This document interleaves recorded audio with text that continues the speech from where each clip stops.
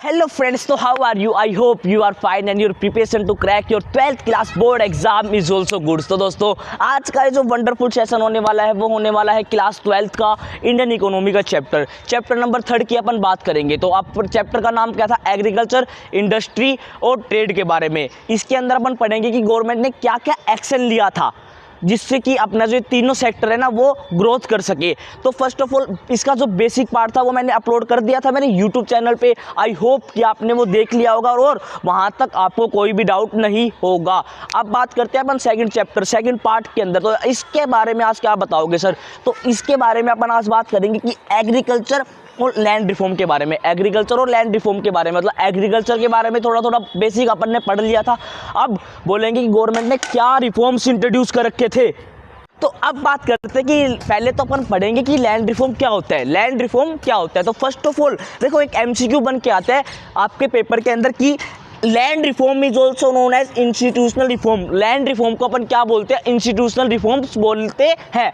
MCQ बन के आएगा कि आपके क्वेश्चन के अंदर कि लैंड रिफॉर्म को अनदर नेम क्या है, उसका अनदर नेम क्या है? Institutional reforms. ठीक है, तो लैंड रिफॉर्म्स आप बात करेंगे कि ये किसके ऊपर एम करता है। ये भी आपके लिए एमसीक्यू गोल्ड बन के आता है। तो क्या बोलता है कि land reform aim at reducing inequality को रिड्यूस करने के लिए किसके अंदर? अपनी इंडिया की जो एग्रीकल्चर सेक्टर है ना उसके अंदर। और अपन क्या करेंगे? Include the following action by the government. और जो गवर्नमेंट ने जो एक्शन लिए अपने एग्रीकल्चर सेक्टर को सुधारने के लिए, वो इसका एम होता है। किसका एम होता है? वो लैंड रिफॉर्म का एम होता है। ये दोनों जो पॉइंट है ना आपके, ये एमसीक्यू गोल्ड है। तो एक बार प्लीज़ मेरे साथ रिपीट करना कि क्या है कि लैंड रिफॉर्म को अपन क्या बोलते हैं? Institutional reforms. लैंड रिफॉर्म को अपन क्या बोलते हैं? Institutional reform. और दूसरा, कोई पूछे कि लैंड रिफॉर्म का क्या एम था, एक तो रिड्यूस करना इनइक्वालिटी को, और क्या करना, और दूसरा जो गवर्नमेंट ने कोई स्टेप लिए थे किसके लिए? अपनी एग्रीकल्चर सेक्टर को बढ़ाने के लिए, उसको स्टडी करना। ये दो एम थे। ठीक है दोस्तों, उम्मीद करता हूँ अभी तक जितना पढ़ाया ऑब्वियसली समझ में आ गया होगा। अब अपन बात करें कि एक्स्ट्रा पॉइंट, भाई ये इनइक्वालिटी क्या होता है, ये इनइक्वालिटी क्यों हुई? देखो, अपन ने फर्स्ट चैप्टर में पढ़ के आए थे कि अपन जो अपना एग्रीकल्चर सेक्टर था ना वो डिस्ट्रॉय कर दिया था। किसने? ब्रिटिशर ने। और वहाँ पर एक ट्रायंगुलर रिलेशनशिप लगा दी थी। जिसमें कौन कौन थे? थिलर ऑफ द सॉइल थे, एक आपके जमींदार थे, और आपके एक क्या थे? ब्रिटिशर वाले थे। ये आपने पढ़ के आए होंगे ऑब्वियसली, मेरे को पता है। अब ये क्या नाम है, क्या हो गया था? इससे क्या हो गया था, जो ओनर थे ना जिसके लैंड के, उनको तो बना दिया पीजेंट, उनको तो बना दिया था वर्कर। अब उस चीज़ को हटाने के लिए गवर्नमेंट ने क्या इंट्रोड्यूस किया? गवर्नमेंट ने इंट्रोड्यूस किया लैंड रिफॉर्म्स को। इसको ही बोलते हैं अपन इनइक्वालिटी। और अपन एक बात करें कि गवर्नमेंट इक्वालिटी क्रिएट करने के लिए, अपने लिए इक्वालिटी क्रिएट करने के लिए लैंड रिफॉर्म को लेके आई थी। उम्मीद करता हूँ अभी ये टॉपिक आपको समझ में आ गया होगा। तो चलिए अपन पार्ट की बात करते हैं कि लैंड रिफॉर्म के अंदर कौन कौन से पार्ट थे जो कि गवर्नमेंट लेके आई थी। तो फर्स्ट बोलता है कि एबोलिशन ऑफ इंटरमीडिएटरीज का एबोलिशन करना, मतलब उनको जड़ से उठा के फेंक देना, ख़त्म कर देना। तो आप देखो इंटरमीडिएटरीज कौन थे? वही बात करते हैं ट्रायंगुलर रिलेशनशिप की अपन बात करते हैं। ट्रायंगुलर जो अपन ने पढ़ा था ना फर्स्ट चैप्टर में, तो क्या था? यहाँ पर तो ब्रिटिशर थे, यहाँ पर जमींदार थे, और यहाँ पर थीलर ऑफ द लैंड थे। ये थे ना, आपने पढ़ के आएंगे ऑब्वियसली। ट्रायंगुलर रिलेशनशिप के अंदर अपन बात करें तो ये अपन उसके अंदर थे। तो इसमें जो जमींदार थे ना उनको ख़त्म कर देना, ये मेन एम था किसका? लैंड रिफॉर्म का लाने का। जिससे कि जो इससे क्या हुआ, इससे बेनिफिट क्या मिलता था? इससे जो थीलर ऑफ द लैंड थे ना है, उनको तो ओनरशिप मिल जाया करती थी, मतलब जो ये लैंड जो खुद उगा रहे हैं ना उनको तो ओनरशिप मिल जाया करती थी। और एक ही डायरेक्ट कांटेक्ट में आ जाया करते थे। किसके? ब्रिटिशर यानी अपनी गवर्नमेंट से। ब्रिटिशर तो उस टाइम खत्म हो चुके थे, इंडिपेंडेंस के बाद की बात कर रहा हूँ मैं आपको। ब्रिटिशर तो खत्म हो चुके थे, तो गवर्नमेंट के डायरेक्ट कंट्रोल में आ सकते हैं। गवर्नमेंट जाके इनके पास डायरेक्ट टैक्स मांग सकती थी। ठीक है ना, तो ये कि एबोल्यूशन कर दिया इंटरमीडिएटरीज का। ना। अब अपन थोड़ी पढ़ते हैं, देखो मोस्ट इंपॉर्टेंट है, मैं इसको अच्छी प्रैक्टिकल तरीके से तो नहीं बता सकता, बट आपको एग्जांपल देके पक्का समझा के दूंगा, ठीक है।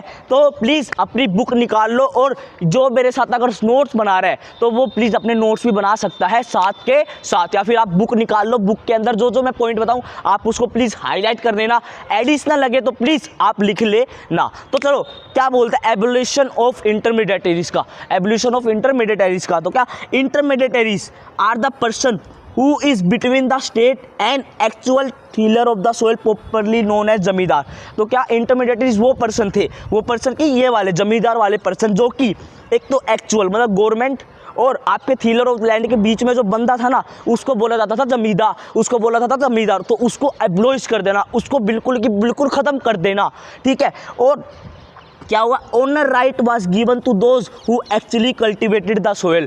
अपन ने पहले चैप्टर में बात करी थी कि जमींदार को बना दिया था ओनर, और जिनकी ज़मीन थी ना उसको तो हड़प ली थी, और उससे क्या किया, जो बंदे मतलब जो ओनर थे ना उनको तो बना दिया था वर्कर, और जमींदार को बना दिया था ओनर। बट गवर्नमेंट ने वो चीज़ हटा दी, गवर्नमेंट ने वो चीज़ हटा दी, जो जिसकी लैंड थी ना, जिसकी लैंड थी उसको ही बना दिया ओनर, उसको ही क्या बना दिया, मालिक बना दिया उसका। एक तो बेनिफिट ये भी मिला, ठीक है। अब इसमें क्या हुआ, तो government intended to achieve two objective. इसके अंदर गवर्नमेंट ने क्या ऑब्जेक्टिव अचीव करे, गवर्नमेंट ने 2 ऑब्जेक्टिव अचीव करे। तो कौन कौन सी ऑब्जेक्टिव अचीव करे, ये भी एमसीक्यू गोल्ड के लिए बहुत इंपॉर्टेंट क्वेश्चन है। First, stop exploitation of the cultivator by the जमींदार। अब आपने पढ़ाई था कि भाई जमींदार एक्सप्लॉइट करते थे किसको, टीलर ऑफ द लैंड को, मतलब वर्करों को एक्सप्लॉइट करते थे। बट गवर्नमेंट ने ये स्टेप लेने के बाद गवर्नमेंट ने एक्सप्लॉइट कर दिया था ये सिस्टम को, जिससे कि जो वर्कर थे ना वो एक्सप्लॉइट नहीं हुए, वो एक्सप्लॉइट नहीं हुए। फिर बी के आगे, give incentive to the cultivator to make improvement of land as its owner. अब क्या अगर गवर्नमेंट ने ना इंसेंटिव दे दिए थे, गवर्नमेंट ने कुछ ना कुछ हेल्प कर दी थी, क्योंकि जो बंदे वर्कर थे ना और जिनको ओनर बनाया गया था उनको हेल्प कर दी थी गवर्नमेंट ने, जिससे कि क्या हुआ, जिससे कि जो ओनर बने ना उसके बाद इम्प्रूवमेंट करने लगे। वो सारे के जो गवर्नमेंट उनको इंसेंटिव दे रही थी, जो पैसे दे रही थी ना, वो अपनी ज़मीनों पे लगा सकते थे, जिससे कि जो उनका प्रोडक्शन है वो भी हाई हो गया। The abolition of intermediaries means that some, मतलब इवन लास्ट पॉइंट है थर्ड वाला सुनना, कि जो एबोलिशन ऑफ इंटरमीडिएटरीज था ना उसने क्या बेनिफिट किया, उसने क्या मतलब 200 lakh tenant got the ownership right and they came into direct contact with the government for the payment of land revenue।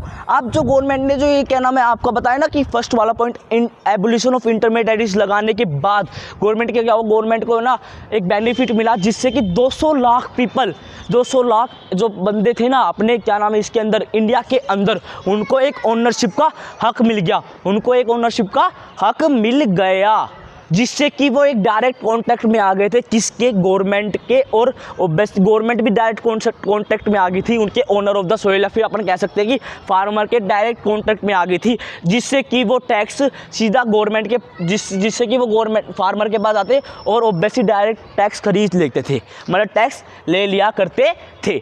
उम्मीद करता हूँ कि ये मैंने फुल डिस्क्लोजर आपको बता दिया था एवोल्यूशन ऑफ इंटरमीडिएटरीज के बारे में। आई होप कि ये पॉइंट आपको अच्छी तरह समझ में आ गया होगा, कोई कंफ्यूजन नहीं रही होगी। अब बढ़ते हैं अपन नेक्स्ट। तो सेकंड पॉइंट क्या बोलता है, सेकंड पॉइंट दोस्तों बोलता है ceiling of land holding. Ceiling of land holding के बारे में पॉइंट बोलता है। तो क्या बोलता है, देखो, a view to promoting equality, a view to promoting equality is the distribution of land, ceiling were imposed on holding size। क्या हो गया कि है ना अपन ने क्या किया, एक गवर्नमेंट ने दूसरा स्टेप उठाया सीलिंग ऑफ लैंड होल्डिंग का, जिससे क्या मतलब एक प्रमोट इक्विटी अगर आपको प्रमोट करनी है ना तो सबसे पहले इक्विटी कैसी आएगी कि मान लो भाई लैंड हो, एग्जाम्पल से समझते सुनना कि भाई ये मैं हूँ, ठीक है, मैं भी एशियन टाइम का मतलब मान लो उस ज़माने का बंदा हूँ, ठीक है। अब क्या हुआ भाई, मेरे पास तो ज़मीन है ना वो है ही नहीं, मतलब बिल्कुल भी मेरे पास ज़मीन नहीं है, और जो दूसरा जो बंदा है ना उसके पास 100 एकड़ है, हालांकि वो मेंबर कितनी है फैमिली में, ओनली वो मेंबर है 3, ठीक है। अब एक बात बताओ, क्या इस केस में इक्वलिटी क्रिएट हुई है? इक्वालिटी क्रिएट हुई है? नहीं हुई ना। तो गवर्नमेंट ने क्या किया, गवर्नमेंट ने एक नया फंक्शन लेके आया कि ceiling of land holding, ceiling of land holding. तो इसमें क्या क्या फर्स्ट अपन समझते हैं कि सीलिंग ऑफ लैंड होल्डिंग का मतलब क्या है। तो ceiling of land holding defines specified the maximum size of cultivation land that an individual और फैमिली कुड ओन। तो गवर्नमेंट ने क्या किया, गवर्नमेंट ने ना एक है ना सिस्टमेटिक, मतलब एक आप बता सकते हो कि आप बोल सकते हो कि एक है ना मतलब लिमिट बांध दी कि इतनी लैंड तो ऑब्वियसली हर इंडिविजुअल के पास होनी चाहिए, जिससे कि वो ग्रो कर सके अपने लिए प्रोडक्शन। ऑब्वियसली अगर अपन बाहर बेचने जाए तो वो भी प्रोडक्शन अपन कर सके। तो एक लिमिट बांध दी कि है ना पर बंदे मतलब पर इंडिविजुअल के पास इतना इतना ज़मीन तो ऑब्वियसली होनी चाहिए। अब इसमें क्या हुआ, इसमें है ना भाई बहुतों को नुकसान भी हुआ। वो कैसे हुआ कि मान लो देखो इसके पास 100 एकड़ थी ज़मीन, मेरे पास 0 थी। अब क्या हुआ, गवर्नमेंट आई इसके पास, हाँ रे बाबू भैया, बोला हाँ जी, मतलब गवर्नमेंट आई इसके पास, बोली हाँ रे बाबू भैया क्या हुआ। मैं बोला हाँ जी बताओ क्या हुआ। ये बोले कि आपके पास 100 एकड़ है, मतलब इसको बोले कि आपके पास 100 एकड़ ज़मीन है, आप फैमिली में 3 बंदे हो, क्या आप ये 100 एकड़ जमा मतलब ग्रो कर सकते हो। ये बोला हाँ मैं कर सकता हूँ, मैंने वो है मतलब वो बहाने मारने लग गया। बट और इसके पास एक भी ज़मीन नहीं है, बट इसके फैमिली मेम्बर 4 है। तो इससे क्या हुआ, इसकी जो लैंड थी ना वो कम कर दी गई, जिससे कि इसको भी ऑब्वियसली एक्सप्लॉइट हुआ। बट ज़्यादा एक्सप्लॉइटेशन किसको हो रहा था, इसको हो रहा था जेन्युइन केस में। बट क्या हुआ, अब इसमें से ना कुछ पार्ट उठा लिया, मतलब इसके पास 100 एकड़ थी तो उसमें से 10-20 मतलब जितनी भी मतलब लगी एक्स्ट्रा वो हटा ली, जिससे और वो किसको दे दी, इसको दे दी। तो अब ये क्या बोला गया है, देखो थर्ड पॉइंट बोलना था सरप्लस लैंड। जो सरप्लस लैंड था ना, मतलब over and above the ceiling limit, जो सीलिंग की जो लिमिट थी वो सेट कर रखी थी, तो उससे अगर जो कोई सरप्लस था ऊपर था या फिर नीचे था, क्या करा, was resume by the government, वो गवर्नमेंट ने ले ली, चाहे वो पैसे दे के लियो चाहे वैसे ही हड़प के ले लियो। फिर क्या करा, and redistribute among small holder and landless labour. और जो ज़मीन उसके पास लेने के बाद, ज़मीन उनसे लेने के बाद क्या कर दी, रीडिस्ट्रीब्यूट कर दी, किसके पास, एक तो स्मॉल फार्मर के पास, और जिसके पास लैंड नहीं थी उनको डिस्ट्रीब्यूट कर दी। ठीक है, उम्मीद करता हूँ कि आपको ये सेकंड पॉइंट अच्छी तरह समझ में आ गया होगा। ठीक है, अब बात करते हैं अपन नेक्स्ट थर्ड पॉइंट की। तो थर्ड पॉइंट क्या बोलते हैं दोस्तों, सुनना, consolidation of holding, consolidation of holding. देखो सीलिंग ऑफ लैंड होल्डिंग भी आप प्लीज़ रिवाइज करके जाना, क्योंकि एमसीक्यू में बहुत ज़्यादा पूछा जाता है। कंसोलिडेशन के बारे में भी एमसीक्यू में पूछा जाता है। तो चलो बढ़ते हैं अपन अब कंसोलिडेशन ऑफ लैंड होल्डिंग के बारे में क्या बोलते हैं। तो with a view to reducing fragmentation, with a view to reducing fragmentation को रिड्यूस करने के लिए अपन कौन सा फैक्टर लेके आए, फिर अपन बोल सकते हैं अपन पार्ट लेके आए, कौन सा कंसोलिडेशन, ठीक है। कंसोलिडेशन का पॉइंट अपन लेके आए। तो consolidation of holding was accorded a higher priority, मतलब क्या नाम है, अपन फ्रेगमेंटेशन का पार्ट को रिमूव करने के लिए अपन कंसोलिडेशन का पार्ट लेके आए, कंसोलिडेशन का अपन पार्ट लेके आए, जो कि एक हाई प्रायोरिटी पे रखा गया था। इसमें क्या हुआ था, इसमें देखो उस टाइम पहले के ज़माने में क्या हुआ करता था, पहले के ज़माने में अपनी बात, जैसे कि मान लो मेरे पास है ना, मान लो 4 एकड़ है, 4 एकड़ ज़मीन है, तो मेरी क्या थी ज़मीन, एक तो कभी यहाँ पर यहाँ थी, फिर 2 किलोमीटर 3 किलोमीटर दूर के बाद यहाँ थी, फिर उसके बाद यहाँ थी, मतलब ऐसे मतलब ये 4 भागों में डिवाइड कर रखी थी। अब एक बात बताओ यार, एज अ फार्मर बताता हूँ भाई, पहले तो मैं यहाँ पानी दे के आऊँगा, मतलब इरिगेशन फैसिलिटी, फिर उसके बाद मैं यहाँ जाके आऊँगा। बुरा मत मानना, उस टाइम कोई भी मान लो आपके पास मान लो कुछ भी फैकल्टी नहीं थी, तो यहाँ की जो क्या नाम है, जो ये क्रॉप मैंने उगा रखी थी यार, कोई अर्थक्वेक आ गया, मान लो आप अर्थक्वेक मान लो, या फिर कोई जानवर आ गए, तो ये तो डिस्ट्रॉय हो सकती थी ना। अब क्या हुआ, उसको बचाने के लिए, मतलब इस सिस्टम को बचाने के लिए गवर्नमेंट ने इंट्रोड्यूस किया था कंसोलिडेशन का फंक्शन। तो क्या consolidation is a practice to allot land to the farmer at one place for his scatter land holding here and there। अब इसमें आप बता सकते हो कि भाई इसकी जो होल्डिंग थी ना, कभी यहाँ मतलब here and there थी, फैली हुई थी। तो गवर्नमेंट ने क्या किया, गवर्नमेंट ने एक स्टेप लिया जिससे कि जो इनकी जो भाई ज़मीन है ना, वो एक प्रॉपर वे में डाल दी, मतलब एक प्रॉपर वे लगते डाल दिए, जैसे कि भाई इसको टच कर दिया, मतलब ये वाली ज़मीन यहाँ भी आ गई, ये भी आ गई, मतलब ऐसे ना 4 एकड़ एक साथ बांट दिए। ये नहीं कि डिफरेंट। अब एक बात बताओ यार, डिफरेंट अगर आप रखोगे अपनी लैंड होल्डिंग को, तो ऑब्वियसली जो आपकी जो कॉस्ट है ना वो भी हाई आया करती थी। आपकी जो कॉस्ट हायर आया करती थी। और जब कंसोलिडेशन ऑफ फार्मर, जब कंसोलिडेशन ऑफ होल्डिंग लगाने के बाद जो अगर ज़मीन आपको पता है यार, एक लाइन में मान लो मेरी 4 एकड़ ज़मीन है, तो मेरे को एक तो प्लांटेशन में भी हेल्प होगी, और ऑब्वियसली जो मेरी कॉस्ट है ना वो भी कम होगी। उम्मीद करता हूँ कि आपको ये थर्ड पॉइंट अच्छी तरह समझ में आ गया होगा। अब बात करते हैं अपन फोर्थ पॉइंट के बारे में। तो फोर्थ पॉइंट क्या बोलता है? Regulation of rent. देखो, आपने पहले चैप्टर में पढ़ा होगा कि जो जमींदार थे वो हाईली चार्ज करा करते रेंट किसके ऊपर? Tiller of the soil. But government को आना पड़ा भाई, गवर्नमेंट को आना पड़ा और बोलना पड़ा कि भाई तुम इतना चार्ज क्यों कर रहे हो, आप इतना चार्ज क्यों कर रहे हो? तो गवर्नमेंट ने एक रेगुलर लिमिट सेट कर दी कि भाई इतना % हम आपसे लेंगे एज अ रेंट। तो भाई पढ़ते हैं क्या? To put an end of exercise and illegal extortion from the cultivator, rent was regulated. तो क्या हुआ, क्या नाम है ना भाई, अपने पास आपको पता है कि भाई ब्रिटिशर बहुत ज़्यादा चार्ज करा करते थे थिलर ऑफ द सोइल के ऊपर, बहुत ज़्यादा रेंट। तो उसको बचाने के लिए गवर्नमेंट को आना पड़ा। तो generally there were not exceed 1/3 of the value of the crop. तो रेंट था ना वो कितना था? वो ओनली 1/3 ऑफ द क्रॉप था। मान लो कि आप जैसे कि इसमें प्रोडक्शन कर रहे हो 1000 kg, 100 kg, मान लो आप 100 kg वीट का प्रोडक्शन कर रहे हो, तो इसमें जो 1/3 था ना, 1/3 मतलब डिवाइड बाय 3 करके मान लो 30.3 आता है, जितनी भी आई ना, तो ये जो आपका जो 3.33% है, ये जो प्रोडक्शन आपने किया ना, ये तो लेके जाएगी गवर्नमेंट, और बाकी का जो बचा वो आप खुद के लिए यूज़ करो, चाहे आप अपने मार्केट में बेच के आओ, वो आपके ऊपर डिपेंड था। तो एक गवर्नमेंट ने लिमिट बांध दी थी कि 1/3 ऑफ द टोटल प्रोडक्शन आपके रेंट लिया जाएगा। ठीक है, अब बात करते हैं अपन फिफ्थ पॉइंट के बारे में। तो कोऑपरेटिव फार्मिंग। अब पॉइंट आता है कि कोऑपरेटिव फार्मिंग, तो इसमें क्या बोलते हैं? कोऑपरेटिव फार्मिंग के अंदर cooperative farming are motive to enhance bargaining power of small holders की बार्गेनिंग पावर को इन्हेंस करने के लिए कोऑपरेटिव फार्मिंग लेके आया गया। Collectively the firm could buy input at lower price and sell their output at the higher price. तो क्या करा करते थे? तो इसमें जो फार्मर थे ना, वो अपने जो इनपुट है ना, मतलब जो रॉ मटेरियल जो उनको लगा करता, जो सीड्स उनको लगा करती थी, वो तो बहुत सस्ते रेट में लेके आया करते थे, और प्रोडक्शन के बाद जैसे वीट बन गया तो वो मार्केट में हायर रेट से बेचा करते थे, जिससे कि क्या होने लगा, जिससे कि भाई उनके पास रुपये आने लगे। और पहले अपन ने पढ़ा था कि भाई मोस्ट ऑफ द फार्मर है डेप्ट में थे, तो वो कर्जा मुक्त कर सके और जो अपना फार्मर जो अपने जो लैंड है ना उनको इन्हेंस कर सके। ठीक है, अब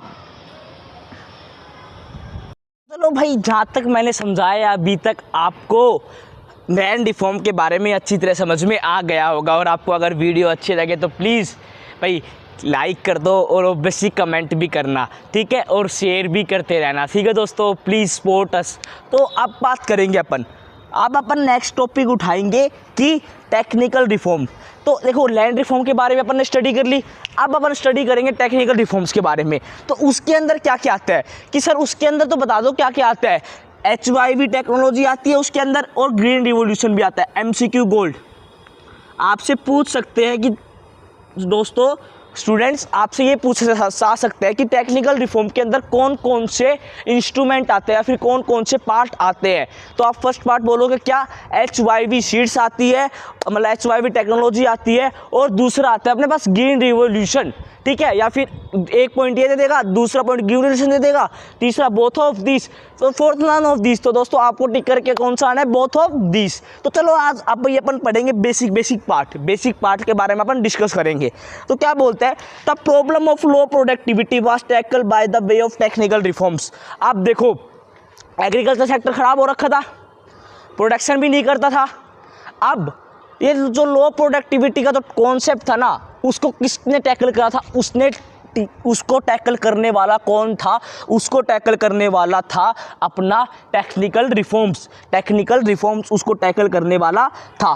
ठीक है, चलो पढ़ते हैं अब अपन टेक्निकल। अब अपन आगे पढ़ते हैं, एक मिनट रुकना।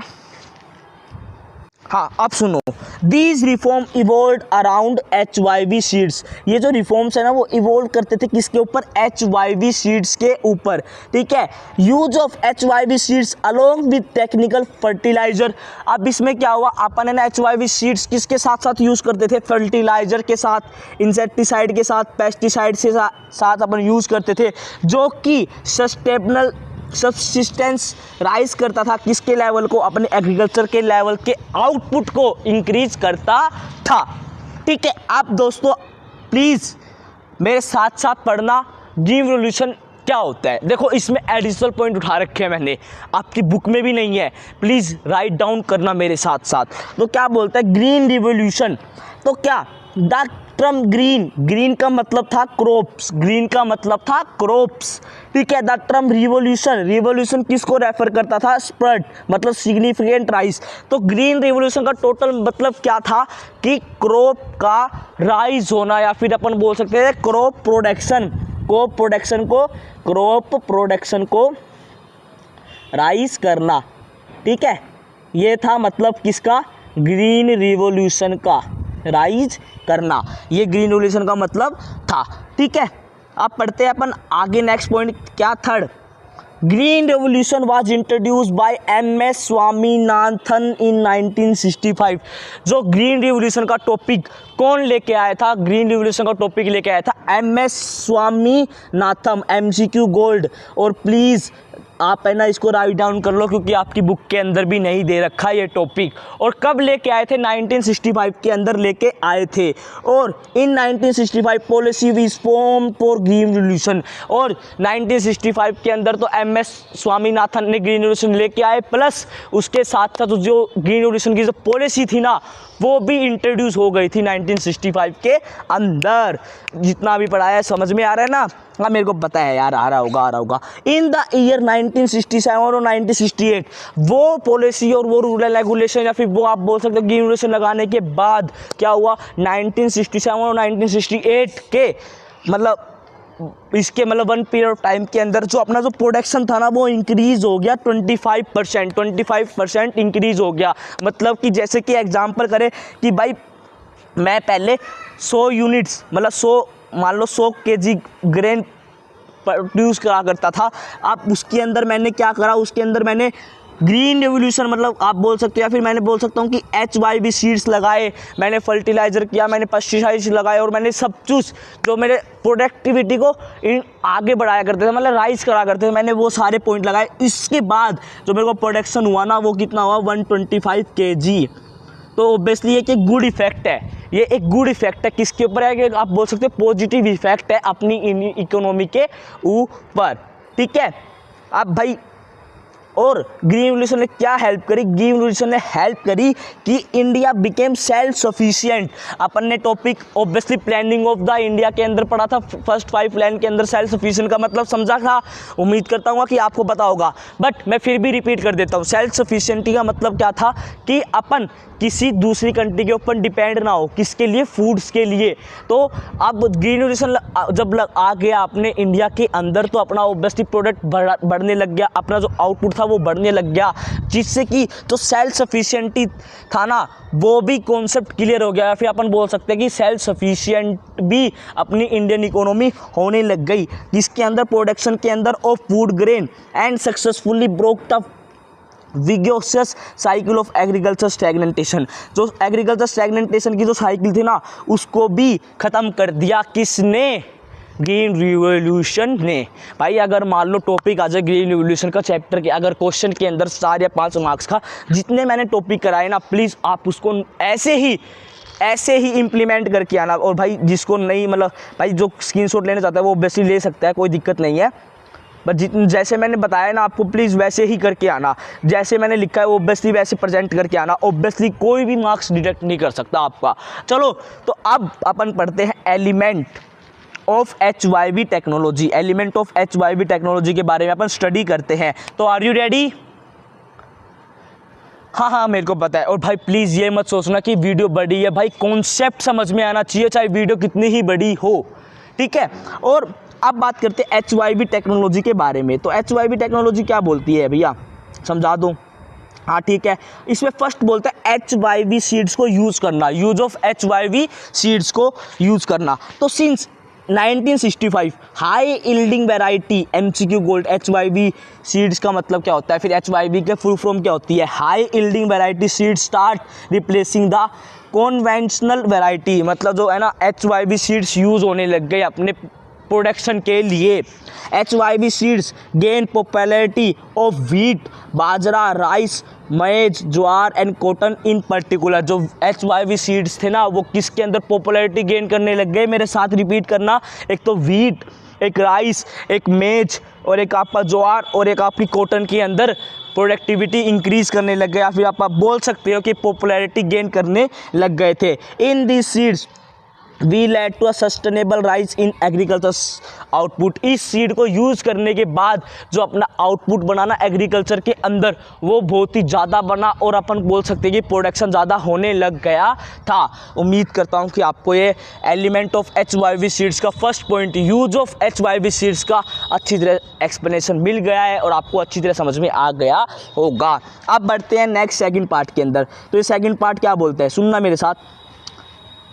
Use of chemical fertilizer. The use of HYV seeds required the use of fertilizer. अगर आप भाई HYV सीड्स लगा रहे हो तो ऑब्वियसली आपको फर्टिलाइज़र यूज़ करना पड़ेगा, क्योंकि देखो पहले मतलब क्या हुआ करता था, अगर अपन HYV सीड्स यूज़ कर रहे हैं ना तो ऑब्वियसली जो इंसेक्ट है ना वो आके बैठा करते थे किसके ऊपर, अपने पेड़ों के ऊपर।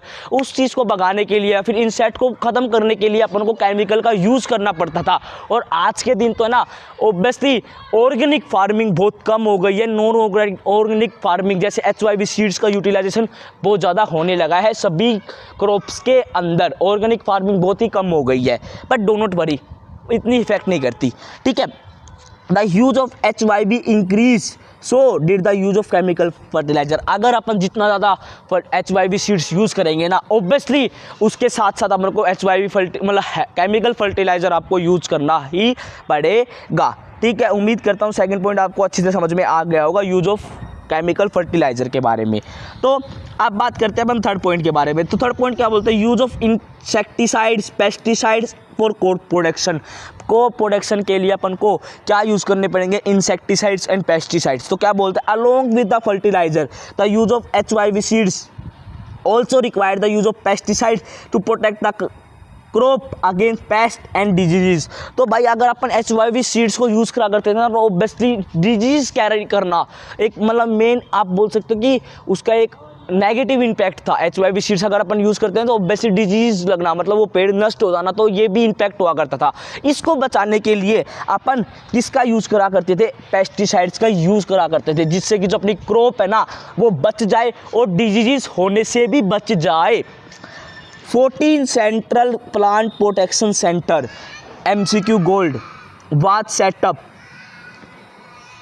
In this respect. तो क्या बताया गया कि है ना इन चीज़ को मेजर करने के लिए कौन से 14 सेंट्रल प्लांट प्रोटेक्शन सेंटर खोले गए थे।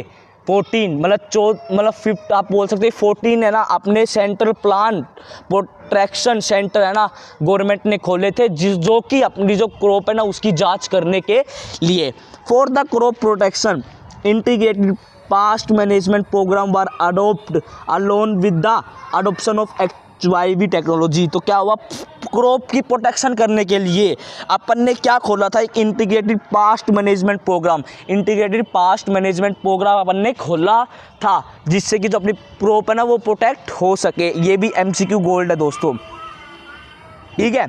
अब बात करते हैं फोर्थ पॉइंट की, क्या, एक्सपेंशन ऑफ इरिगेशन फैसिलिटी। देखो फर्स्ट चैप्टर में अपन ने पढ़ा है कि इरिगेशन फैसिलिटी बहुत कम थी, सारे के सारे लोग किसके ऊपर डिपेंड थे, रेनफॉल के ऊपर डिपेंड थे, मतलब कि प्रभु जब बारिश करेगा जब भी हमारी क्रॉप उत्पन्न होगी। बट आज के दिन कोई भी इतना ज़्यादा डिपेंड नहीं रहता किसके ऊपर, बारिश के ऊपर, ठीक है, क्योंकि उनके पास सबके पास टेक्नोलॉजी है भाई, सबके पास मतलब गांव में बोलते हैं ना कि वो कुएं हैं तो कुएं से पानी मतलब वो होता है ना नहर के अंदर से वो पानी दे देना, तो ये सब जो कि क्रॉप के लिए यूटिलाइज होते रहते हैं। मतलब पानी की फैसिलिटी भी प्रोवाइड करी है किसके अंदर, किसने, गवर्नमेंट ने, ठीक है। तो इसमें बोलते हैं कि HYV seeds need to be deeply irrigated. अगर अपन HYV सीड्स लगा रहे हैं ना तो ऑब्वियसली अपन को प्लांट जो भी अपन किस पे ऊपर भी लगा रहे हैं तो वो इरीगेट होना चाहिए, डीपली इरीगेटेड, मतलब ज़्यादा से ज़्यादा पानी चाहिए होता है। To cope with this need several major and minor irrigation project were launch across different part of the country मतलब उस नीड को कंप्लीट करने के लिए ना एक डिफरेंट आपको बताया कि ये ना डिफरेंट प्रोडक्ट लॉन्च हो गए हैं इंडिया के अंदर डिफरेंट कंट्री के अंदर। जैसे कि देखो एग्जांपल बताऊं तो आप बोल सकते हैं कि मतलब वो गांव के अंदर ट्यूबवेल लगा दी, ठीक है, वो एक पाइप के अंदर छेद करके पानी डालना, ठीक है। फिर आप बोल सकते हो कि वो कुएं बनवा दिए, ठीक है, जिससे कि इरिगेशन फैसिलिटी होने लगी, नहर आने लग गई मतलब खेतों के बीच में जो कि इरिगेशन फैसिलिटी को सही करती थी। आप बोल सकते हो कि इरिगेशन फैसिलिटी प्रोवाइड करती थी। 5th पॉइंट, ये एडिशनल पॉइंट है दोस्तों, अगर आप पेपर में फॉर्म करके आओगे तो ऑब्वियसली आपको मार्क्स मिलने हैं, ये नहीं है कि आपके मार्क्स कट जाएंगे। तो क्या है, साइंटिफिक मेथड ऑफ फार्मिंग। अब अपन ने जब HYV सीड्स यूज़ करे तो अपने पास क्या आया, साइंटिफिक मेथड ऑफ फार्मिंग। तो फर्स्ट बोलता है क्रॉप रोटेशन। देखो आज अपने क्या नाम है पूरे वर्ल्ड में क्रॉप रोटेशन होती है कि भाई पहले तो शीशम, भाई अपन बोलते हैं ना वो कौन सा ऑयल है, मस्टर्ड ऑयल, पहले तो मस्टर्ड की फार्मिंग होती है, फिर उसके बाद कॉटन की फार्मिंग होती है, मतलब अलग अलग जगह पे पहले कहीं राइस की फार्मिंग होती है तो कहीं की फार्मिंग होती है। क्रॉप रोटेशन है ये, मतलब समर में ये खरीफ क्रॉप रबी क्रॉप, आपने ये पढ़ा हुआ है ऑब्वियसली पिछली क्लासेस में, तो इतना एक्सप्लेन करना मेरा कोई मोटिव नहीं है, मैं बता रहा हूँ कि क्रॉप रोटेशन होने लग गया। जैसे कि अभी हाल फिलहाल अगर अपन यहाँ की एरिया की बात करें तो कॉटन उगने लग गई है, मतलब जो कॉटन उगने लग गई है। अभी कटाई किसकी हो गई थी, अभी मस्टर्ड की कटाई हो गई थी। तो ये क्रॉप रोटेशन में शिफ्टिंग फ्रॉम मोनोक्रॉपिंग टू मल्टीक्रॉपिंग। अब क्या हुआ, पहले के ज़माने में क्या हुआ करता था, पहले के ज़माने में बस एक खेत में बस एक चीज़ उगाया करते थे, बट अब वो चेंज होने लगी है ड्यू टू HYV सीड से। अब क्या करते हैं कि ज़मींदार क्या करते हैं कि ना अपने खेत में ना थोड़े वो वेजिटेबल उगा देते हैं। वेजिटेबल किस लिए, चाहे वो खुद कंज्यूम कर ले या फिर वो मार्केट में जाके बेच सके, जिससे कि उनका जो रिवेन्यू है ना वो कम ज़्यादा ना हो, मतलब रेवेन्यू चलता भी रहे साथ साथ, ठीक है। Growing crop according to quality of soil. अब क्या हुआ, पहले तो है ना देखा जाया करता है, पहले अपन बोल सकते थे कि ये ना जो क्रॉप है ना वो भाई ऐसे उगा दिया करते हैं, मतलब जैसे कि सोइल मान लो चावल के लिए बढ़िया है, बट उनको नहीं पता भाई चावल के लिए ये चीज़ बढ़िया है, नो, वो भाई सोच रहे हैं कि भाई जैसे कि गेहूँ उगाने तो उसके अंदर गेहूँ उगा दिए, फिर बाद में देखते कि यार प्रोडक्शन हुआ नहीं। बट अब HYV सीड्स आ गई है, नई टेक्नोलॉजी आ गई है, तो उनको पता चल गया कि भाई कौन सी क्रॉप उगानी है। जैसे कि आप अगर मान लो आगे सी मतलब जैसे आउटर साइड रोहतक की साइड, झज्जर की साइड, जींद की साइड तो चावल की खेती ज़्यादा होती है, क्योंकि वहाँ का जो सोइल है ना वो वैसी है, मतलब सोइल आप बोल सकते हो कि आप वैसी मतलब खड़े पानी की है, जिसमें पानी अब्जॉर्व नहीं करती है, तो वही है, ठीक है। Regular improvement of land. अब पहले भाई वो बुल मतलब जो होते थे ना फैलो उसके साथ वो करा करते थे, मतलब उनको सही से नापा जाया करता था, बट आज ट्रैक्टर आ गए हैं, आपके पास नई मशीनें आ गई है, जिससे कि जो मतलब वो होते हैं ना जिसको अपन बोलते हैं यार हिंदी वर्ड में अरे एक ढांचा सा तैयार करना भाई, इसके अंदर सीड्स बोए जाएंगे, देखो मेरे को भाई नाम याद नहीं आ रहा, बस उसका रेगुलेशन इम्प्रूवमेंट होने लगा है लैंड के अंदर। दोस्तों उम्मीद करता हूँ कि आपको लैंड रिफॉर्म और टेक्निकल रिफॉर्म अच्छी तरह समझ में आ गए होंगे, तो प्लीज़ इस वीडियो को ज़्यादा से ज़्यादा शेयर करना। मिलते हैं नेक्स्ट लेक्चर के अंदर, तो बाय, और प्लीज़ मेरे साथ कोऑपरेट करना, ठीक है दोस्तों। ऑब्वियसली आपका सिलेबस भी कंप्लीट होगा और बढ़िया एक्सप्लेनेशन के साथ भी होगा, तो बाय, मिलते हैं SG सर के साथ इन नेक्स्ट लेक्चर।